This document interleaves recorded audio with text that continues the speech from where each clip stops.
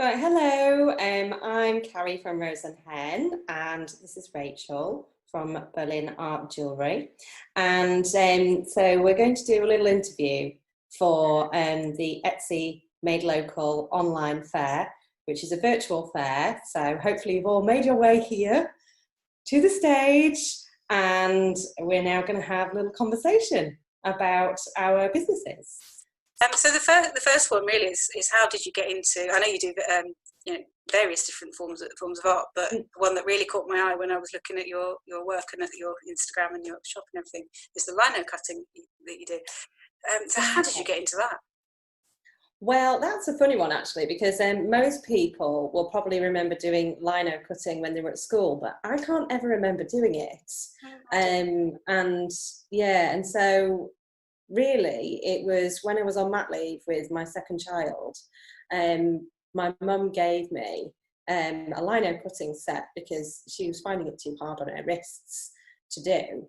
And she said, "Oh, you have a go with it, see whether you like it." And yeah, I really enjoyed it. My first attempts were terrible, but I quickly got better. And then I joined York Printmakers to see whether I could get some help on getting better, really. And they would meet once a month in a pub in York, and I would go along there and we'd share our work and talk about lino cuts, as you do, and other forms of printmaking. So I got lots of tips from there, and it's just really trial and error that's how I've sort of worked, really. But yeah, it all started with my mum giving me a set, and it's kind of gone from there, really. Oh, that's lovely. Do you know, it's interesting you're saying that people remember doing it when they're at school.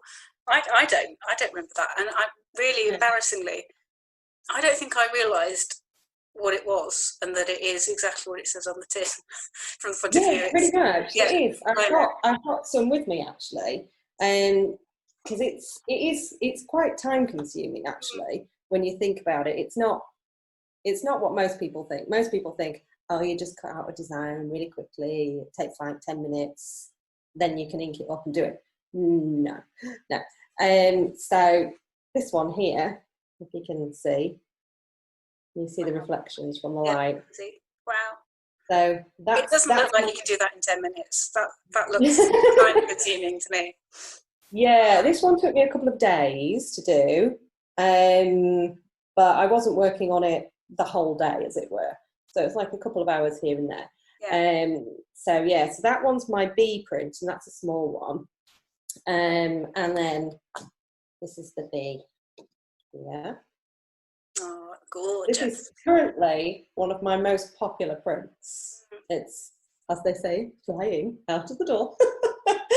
But yeah. I can imagine that would be, bees and dragonflies and things are very popular, aren't they? Yeah, exactly. So I'm doing more insects at the moment to go with the bees, because I originally did one with moths on it, and they're not everybody's taste, but it's very similar to the bees. It's like lots of little patterns. But that one's actually really popular as well, and I just thought I'd quite like more of those. So I did those. But so that's one plate, and that's done with a vinyl, which is a plastic one, really. Yeah. But I prefer using these ones, which are Hessian backed. If you can see on the back, it's the Hessian backed stuff. So that's the traditional lino, and that one's one which is a 2-plate version. So that takes a lot more time to do, because I've got to make sure that my 2 plates fit one on top of the other. So when I've printed them, we'll print this one first, and then let it dry, and then print that one next, and let it dry. And they've got to match up, because otherwise it doesn't work very well, and you end up with it looking very strange. But you should end up with something like this. Oh, that's fab. Really lovely. So that's kind of how lino cut is done. But whenever I've seen them before, when people sort of say, "Oh yeah, I remember lino cut at school," it's more like the bees. Whereas this one is much more sort of modern. a lot more colours involved, and you're layering colours one on top of the other as well to create a different colour. So there's a lot of thought that goes on, a thought process behind the actual designs to get to that stage, as it were. Absolutely. But it sounds like, from what you're saying, that it's the exact opposite of the sort of crafts that I'm kind of got. I have a sort of a affinity with. I think that level of planning and that level of time consuming would be a problem for me. And that is what I was going to ask you about, how time consuming it is. So that's really answered It's it. quite time consuming. I mean, it is quite time consuming in terms of like thought process from initial design to cutting the lino to printing the lino to then it being a finished project. So there's four steps really involved. So yeah, you do have to have quite an analytical mind, I suppose, when you're at that sort of stage in the process. And it's quite funny because a lot of my friends are like, how come you're an artist? You're so anal about all these things. I'm like, well, I kind of have to be, as it were, just because of the way the process works. Yeah. It's got to be done in a certain way, as it were. Yeah, I think it's sort of art that I wouldn't be able to do, and I'm in complete awe. It's like watercolor painting. I couldn't do that. I can only do the sort of painting where you just go, oh, I've made a mistake, it's okay, I'll paint over it. And so that was my other kind of part of that question was it looks very intricate. Can't speak today. Intricate. And time consuming. And I imagine that you don't have much or any margin for error. If you no, not really. I imagine that's it. Yeah, it can be. You can make a bodge of it, yes. But and then obviously you have to start again because you can't stick it back on, as they say. But there are ways around it, which you just kind of get used to, as it were. But yeah, I made a complete hash of one the other day. I was doing a picture of Brunswick Bay, and I managed to nick one of my chimneys, and I thought, oh, maybe I can just cut it off, and then when I print it, I'll just print it again with that bit on top. No, you can see the join. So I was like, no, throw it in the bin, get another piece out. It's disheartening when that happens, but yeah, it's kind of a learning lesson, and you just have to. You get used to it. You get better at it as you go along, really. So yeah. It just goes to show it's not the sort of process that you can wing it. You can't wing it. It has to be very well planned and very precisely done, I guess. To an extent. I mean, sometimes there are sort of more simple designs that I do where I will just literally, I might have some sketches that I've done, and instead of drawing it out properly, tracing it, reversing it, putting it onto the lino and then cutting it, I will literally go from the sketch that I've got in my book to drawing it straight onto the lino to cutting it straight out. Because it's a much simpler design, and it sort of lends itself to that. Yeah. But yeah, the more complicated ones do have to be very planned. Fabulous. So you've talked quite a lot about the process. What's your favourite part of the process? And actually, so conversely, do you have a bit that you hate? So with me, it's like it's the having to sort of, before they go in for the final fire polish, and after I've done the grinding bit, I have to sort of use the sandpaper, and I make that bearable and actually quite nice by sort of curling up on the sofa and watching TV. But if I didn't do that, they end up piling up because I can't bother to do those. So do you have a bit that is your favourite part of the process, and B, do you have a bit that you just think, wish I didn't have to do that bit? Or do you love it all? I do love it all, to be honest. I'm sorry, I'm one of these very annoying people. I love it all, but I have kind of two favourite bits. My favourite thing to do is to carve. I love carving, and you can just get completely lost in it. have your music on, or you can have your Netflix on or something, and just be just chipping away at bits of it, and I'll just take a bit more off here, and before you know it, you spent like 2-3 hours sat there, which is not very good for your back, let me tell you.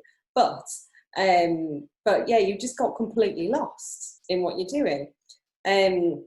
But yeah, so that's my favorite thing to do. But my favorite thing when I'm actually in my sort of my kitchen studio is actually printing it out.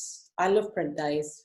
Just sit there and just, get the roller out, get the ink out. I even love the sound of the ink on the plates. It makes that, when you're peeling back something sticky and you rip it off, it makes that kind of noise.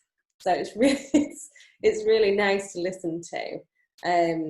And yeah, so I'd say that probably carving's probably my first favourite thing, and then the actual printing process is my second favourite thing to do. But yeah, there's no real thing that I don't like doing. I mean, if anything, probably the preparation for printing is a bit annoying. I'd like to just get in there and do it, but you have to make sure that, particularly if you're doing a piece that needs multiple layers, that you've got all your Turns Burton pins in the right place, because then you need to have your little the tabs that go on those Turns Burton pins, which holds the piece of paper down, so that when you actually put your piece of paper down to go onto your second plate, that it's in the same place.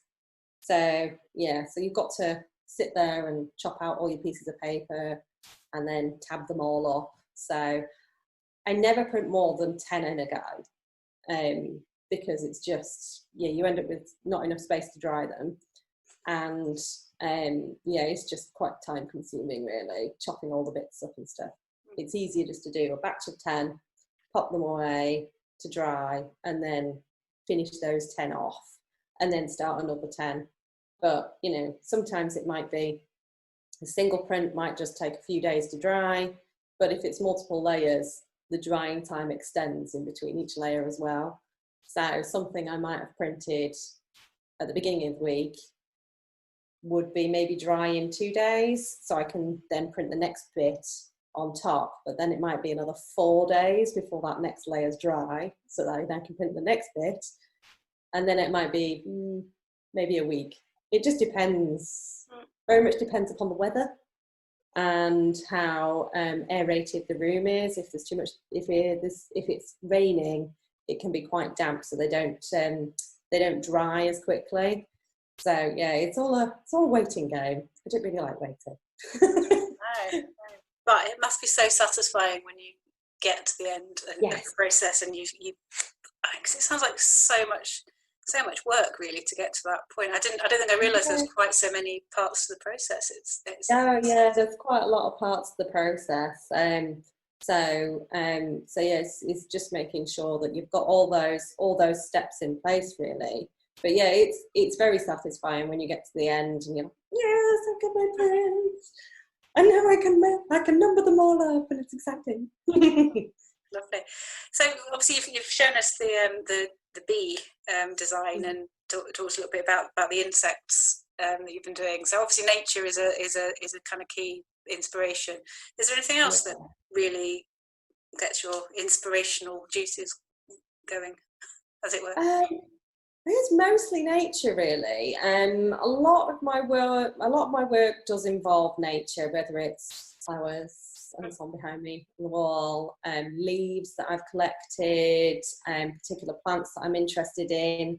I am always lagging behind on every walk we go on with my camera phone, and just go, oh, what's that? Snap, snap, snap. And then I'll use my plant finder app to find out what it is.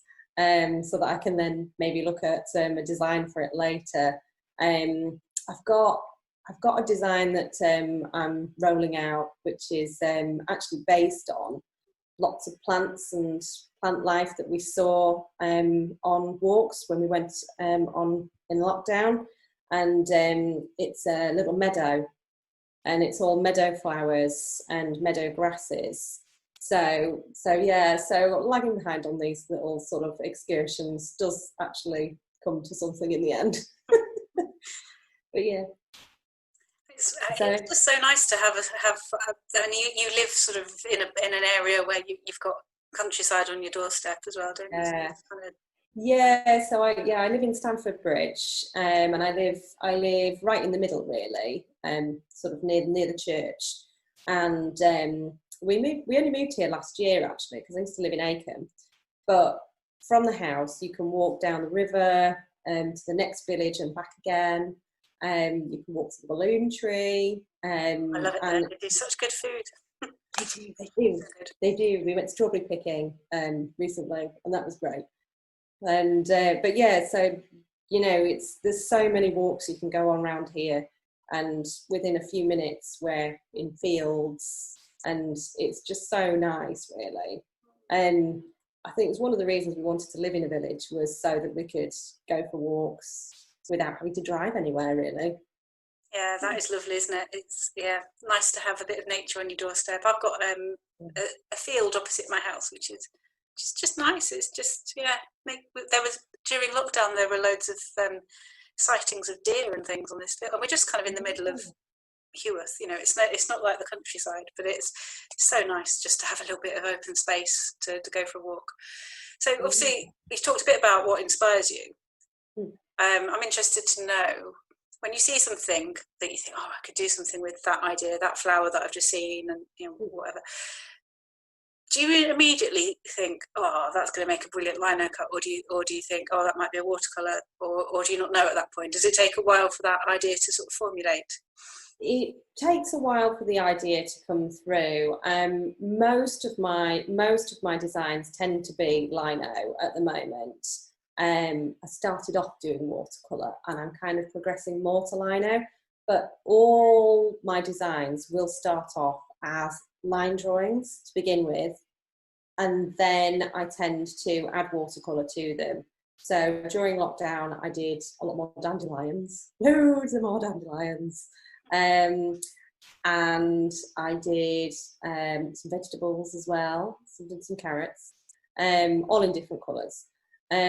But I decided that they weren't really what I wanted to do, in terms of what I was leaning towards, because I am leaning more towards printmaking at the moment, and it seems to be that's where things are heading. It may be that I might take some of my designs and scan them and then collate them to make a bigger picture, as it were, that will then be printed out as sort of a printmaking illustration, I suppose. But yeah, mostly everything tends to end up as a lino at the moment, but I do an awful lot of sketches. I mean, I've got books full of sketches, some ideas that come and some ideas that just never, ever see the light of day. So yeah, most of the time it will end up as a lino. I mean, there are some things that you see and you specifically go, yep, that is going to be a lino. Particularly, I mean, that one, I took that picture out on a walk, and we were somewhere here, and that's Scarborough Castle up there. Oh yes, I can see that. That's what that is now. Gosh, yeah, yes. Scarborough Castle. And we were just going over the cliff walk, and then you walk down into Scalby Mill, and then there's the little model railway that takes you over to Peasholm Park. And I took this picture, and I immediately went, yeah, that's a lino. The colours didn't look anything like that, but I knew I wanted it to be bright and summery. I think that's what I really like about that one, actually. I really like that kind of stylised look, and you've probably got what they are, but those pictures there are David Hockney pictures, which happen to be the ones he did on iPads. Oh yeah. And I've got a couple of others in my living room as well, which I absolutely love. But the thing I really like about his stuff is that the colours are so bright and vibrant, and they're how he sees it, and that's kind of, yeah, it's just such a lovely creative vision to be able to sort of see something and represent it in a way that isn't necessarily exactly what you see. You're bringing some other elements to it, and some other sort of depth of, I don't know, I'm not articulating what I'm trying to say, but it's such a skill to be able to do that, I think. So that, it's a very recognisable image, and the colours make sense. but like you say, it's not exactly the colours that you saw when you took the photograph, but it is kind of what you saw, I guess. It's kind of what you see in it, isn't it? And it's such a, I love that one. I really do. I think that's, that of all the things I've seen of yours, I think that one just really just sort of shouts out to me, because the colours are just bright pop, doesn't it? Really, really lovely. Yeah. It's funny, it's that one, and I've got another one. It's a bit more muted, but it's of houses. This is the one that I managed to do wrong. I have to do again. So it's a couple of houses with a pathway in between going up in Brunswick Bay, and it's sort of like the street. It's not looking towards the sea, but it's looking up the hill instead. And and that one and this one led on for something I did for my sister, because I promised her that I would do something for her wedding, and we were moving house at the time, and I'd done all her stationery based on she wanted this, if you can see it, the hydrangea, which we scanned and printed out all of the wedding stationery, all the little table decorations and everything with it. And so I'd done all of that, and then we got to the wedding and I went, oh, I haven't got you a present, I'm so sorry. She was like, but you did all my stationery, you don't need to get me a present. I was like, I'll do you a lino cut. It took me till Christmas to do it because we'd moved house and everything was all over the place. But I took photos of the house. It's John Ruskin's house in Coniston, and they got married there. And she liked the house, but she liked the gardens as well. So she said, oh, I'd like something that's more gardens, less house, but I would like the house in it. So I did it in different shades of grey. So it's got a grey sky, and the rest of it's much darker grey. But it's got these really beautiful stylized what are they called, azaleas, and they were bright yellow. But obviously I've done it in monochrome. But yeah, so these azaleas with a path winding through, and then you just see the corner of the house, and you see like this little tower where apparently John Ruskin used to go and put a lamp in this little turret to invite the ladies to come across for tea from the lake, before the age of telephones. And then all these windows, and then there's a little room up to one side as well, which was the room where they stayed. And then you can see the lake and the tree line and the sky. The sky is very much like this in terms of this bit. So I gave that to her for Christmas, as one of their Christmas presents, wedding present. And she loved it, and I thought I want to do more of that. So that's where Scalby Ness and the Brunswick Bay print came from. So just sort of an addition to the flowery stuff, some more sort of landscapey garden view type things. So I'll be doing a few more of those. But yeah, because I did the Scalby and the Brunswick Bay for Open Studios, but unfortunately Open Studios got cancelled. Yes. So I shall be doing it next year instead. Absolutely. Just remembered I've got another light in this room, so I'm going to see if I can not be sat in the dark. Yeah, you can see me. I can't believe I forgot I had another. I've got 3 light switches in this room, and it's very confusing. What else was I going to ask you? Right, I was going to ask you if you have got a favourite piece that you've ever done. Favourite piece of artwork. Favourite piece. My favourite piece is usually the one I've done latest, which I shall get for you.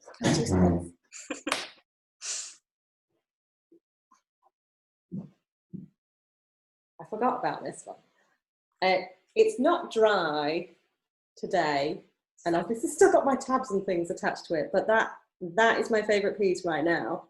That's pretty. And that's my meadow one. I like that.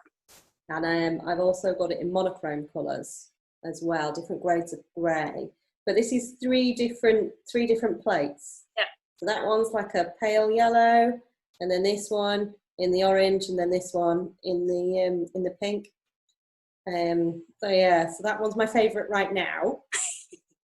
I'm a bit like that with jewellery. I have a favourite, and then a couple of weeks later, oh no, that's my favourite, and That's my you know, it does progress, doesn't it? Definitely. Yeah, but otherwise, I'd say the B. The B is probably my favourite one. So I like them all really, but yeah, my favourite one is usually the one that I've just done. That's a good answer, I would say. Mm-hmm. So do you take commissions for things? So if someone came to you to say, I'd love a liner cut of this particular flower or this particular view or this particular image because it's very special to my best friend or whatever, would you do that? Do you take on that kind of thing? I don't take commissions as such at the moment, just because my kids are too little, so I don't end up with enough time to work on it. But September, they should both be at school. Yes, this has been a long 6 months, shall we say, when it gets to September. But yeah, I don't take commissions right now, but I'm hoping that I will be able to take commissions, because obviously I did that one for my sister. That was kind of more, I wanted to do it as a gift for her, as it were. And I've done a couple of other commissions. Somebody asked me specifically for a robin, and I randomly just happened to have painted a robin literally the month before, but didn't really know what to do with it. So I said, oh, I have a robin. And I showed it to her, and she was like, oh yeah, I love it. So it was kind of a commission by surprise, as it were. Because I was like, I'll just draw this little robin in this book. She's like, oh no, I love it. So I did a proper one for her. But yeah, I'd like to do commissions. I think I'm just not, it's a time thing right now. Yeah, totally. Yeah, so when I do have the time, I might take on commissions. But I think for lino, because obviously with lino, my print run is usually 60. So obviously for a commission, you would want it to be not so personal that nobody else would ever buy it, because you would want to sell them as a print run of 60 probably. So I think for something like a view, that would be perfect, because most people have a special view that other people think is special as well, and will probably buy it. The same with the print that I did for my sister. Other people do get married at Ruskin's house, so they may also want one. No, actually, that's a really good point. I mean, that's a kind of area that actually there could be quite a lot of potential for. You know, if there are events happening at particular places that are beautiful, you know, you're bound to get people wanting them. Yeah, I'm just curious, really, because it's particularly after you're talking about what you did for your sister. It's lovely to be able to do something with someone specific in mind, and something that's got a personal twist to it, I think. Yeah. You know, and I find, because I've done a few, not many, but I think three now, sort of jewellery commissions, and it's just really lovely to have a bit more of a story behind it, rather than it just being something that I'm like, oh, I just kind of created it because that was what mood I was in. It's quite nice to have a direction and a focus. But I think actually you have more of that anyway with what you're doing, because it is much more designed than my stuff is. But it's lovely. It's a lovely thing to do, and to sort of see how people respond to it when you create something that's been created for them. It's a lovely thing, and it is. But I know what you mean. It's time, and I'm kind of very aware that I can't take on too much, and you've got to be very careful to protect your time. But you could make it very exclusive, though, wouldn't it? You know, people get booked in, and but anyway, just curious about that. So we've talked a little bit about what it's been like. It's been a long, like you say, a long few months, and the fact that you're working from home, and your studio is in your house, as mine is. So obviously it's a bit of a juggle: art, children, family life. Do you involve them in it? Do they help you, or do you do creative things with your kids? Yeah, I do creative things with my kids. My daughter in particular, Evie, she's very creative. and honestly, if you ask her what she wants to do when she grows up, she says, I want to be an artist too, Mum, No. just like you.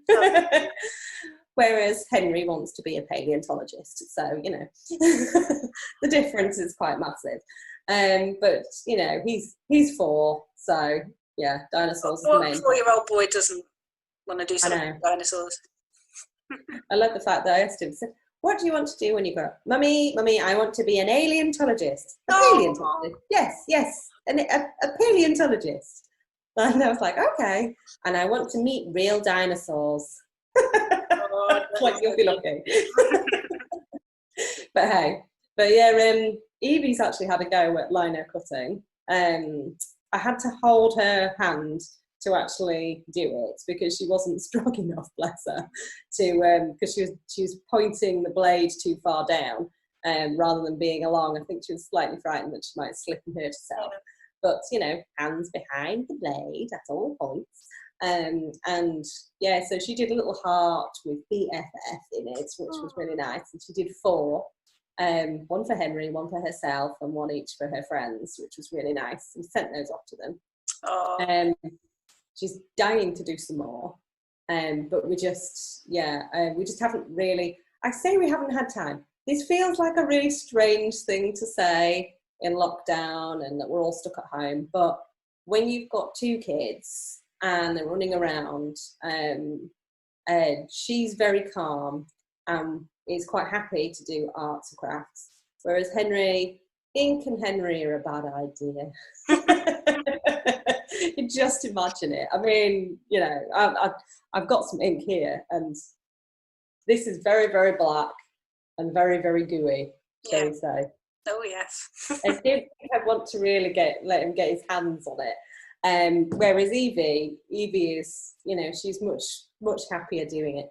But, you know, even Henry did have a go at rolling the ink out and putting it onto the plate. Very excited. But yeah, I had to go, no, okay, let's just be careful with it. Yeah. Because otherwise he's going to get it everywhere. Don't mind so much in the kitchen, but yeah, maybe not everywhere else. Really nice though when they show an interest, and Leo's really, my little boy's interested in the glass stuff. He's always kind of having a look, oh, what have you made now, Mummy? And oh, I don't like that one, or I do like that one. And he likes to have a go, and we made a fused glass dinosaur. Actually, I can show you that. Bear with me. I'll just see if I can grab it.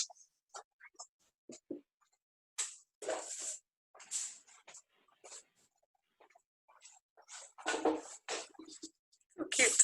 Oh, cute. That's so cute. It's cute, isn't it? Oh my gosh, Henry would love it. It's made of glass that I was given, so lots of scrap stained glass that I don't know whether it's compatible or not. So it may just one day spontaneously explode. But I wasn't going to use my expensive glass on him. But it's so cute, and it's in a little cookie cutter mould thing. Yeah. But it was lovely to do it with him because I cut the glass and gave him lots of little bits and just, you know, be really, really careful. And when he's 7, he's old enough, kind of supervised. But he put it in and decided how he wanted to do it, and it's like. It's so sweet when they actually want to be involved, and he was so proud of it. And so I can see, you know, what you're talking about with your daughter, it sounds like she would have been really proud of that. That sounds like a beautiful thing to do, and I mean, she just loves any form of art, really. Henry's just much more of a doer. He's always off doing something. Well, I think boys are just not as good at sort of sitting down quietly, and it's very rare that I can get Leo to do that kind of thing. Normally, he's just, you know, typical boy with monster trucks and dinosaurs at the same time usually. But I think girls are more likely to just sit quietly and do things. So it's nice when you do get the odd moment if they'll sit down and do a bit of art or something creative. Oh yeah. I mean, they've had so much fun with all the boxes that have arrived at the house. I mean, we've made spaceships. Henry called his the spaceship dinosaur. Surprise. And we've made doll houses. We've made, oh gosh, I can't even remember what we've made now. Lots and lots of stuff. We've made a Ghostbusters house because Henry's now obsessed with Ghostbusters. I don't know how, he's never seen it. But he made me make all sorts of little ghosts out of the window because we cut windows out, and there's all these little ghosts on straws. so that people can then be frightened, and the Ghostbusters, because he's got a few Ghostbusters that he got given, that were his dad's Ghostbusters when he was little, and he's like, kill them, kill the ghosts, and it's just really funny. So completely crazy, but there you go. Yeah. Well, this sounds very familiar. We've always got a house full of boxes, and he's always like, "Oh, can we make something out of it?" And it's always something very elaborate that I have to help him with. It's all good. So, one last question, I think. What sort of thing? It sounds like from what you're saying, you're very much kind of driven towards the lino cutting area at the moment, and very sort of the nature inspired stuff. Have you got any other plans? Have you got any sort of?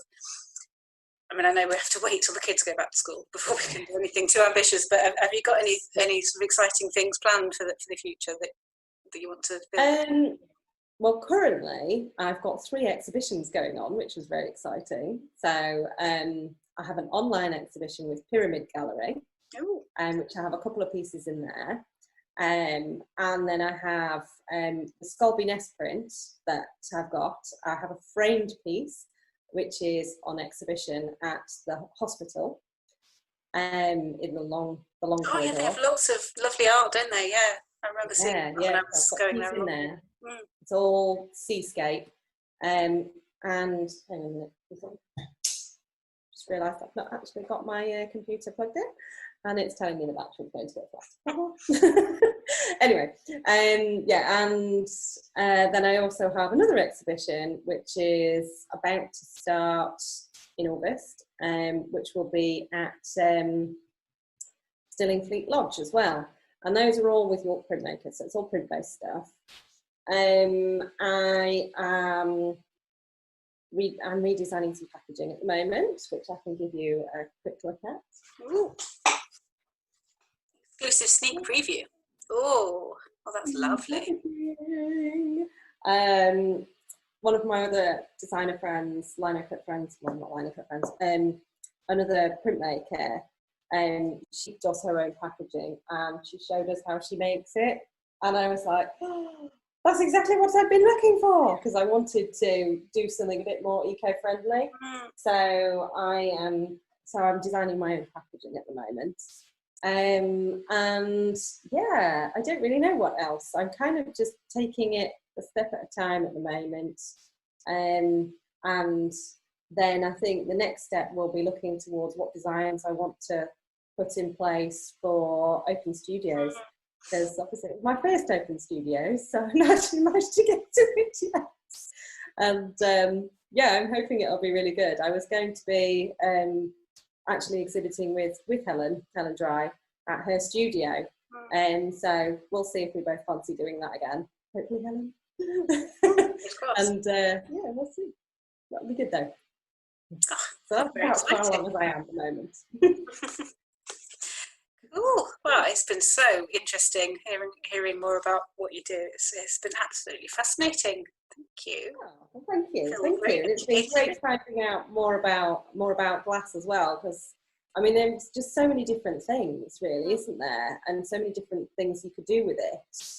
And yeah, it'd be very exciting to see what you can do with it. Thank you, because I'm still very early on my glass making journey. Really, I'm learning all the time, and it's I'm really excited about what might come up in the future. And so it's fab. So thank you. That's what I say. There's always something new to learn. Always something new. Doesn't matter how far along you are in the process. There's always something new to learn.